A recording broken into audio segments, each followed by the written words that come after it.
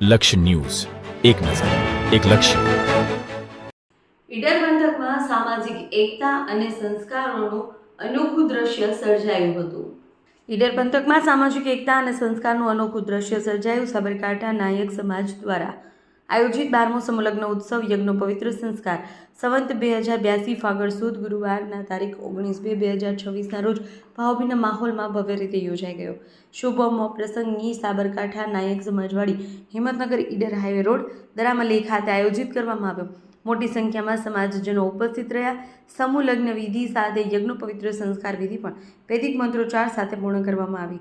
નવ દંપતીઓને આશીર્વાદ આપવા સમાજના આગેવાનો, વડીલો અને મહેમાનો હાજર રહ્યા. વિશેષ રૂપે સમૂહ લગ્ન સમિતિ ઈડરને 25 વર્ષ પૂર્ણ થતા રજત જયંતિ વર્ષની ઉજવણી નિમિત્તે પંચામૃત કાર્યક્રમનું આયોજન કરવામાં આવ્યું. આ પ્રસંગે સમાજના 60 જેટલા ભાઈઓ બહેનોનું એવોર્ડ આપી સન્માનિત કરાયા. આ અવસરે દાન આપી પ્રસંગને દીપાવનાર દાતાઓને તન મન ધનથી સહકાર આપનાર સમાજજનોનો સમૂહ લગ્ન સમિતિ દ્વારા જાહેર આભાર વ્યક્ત કરવામાં આવ્યો. સમાજનો અંતમાં સ્વદેશી અપનાવવા માટે સમાજમાં ઉપસ્થિત તમામ પ્રતિજ્ઞા લીધી. સમગ્ર કાર્યક્રમ દરમિયાન ધાર્મિક અને આનંદમય વાતાવરણ સર્જાયું હતું અને સમાજની એકતા, સંસ્કાર અને સહકારની ભાવનાનો સુંદર પરિચય મળ્યો હતો.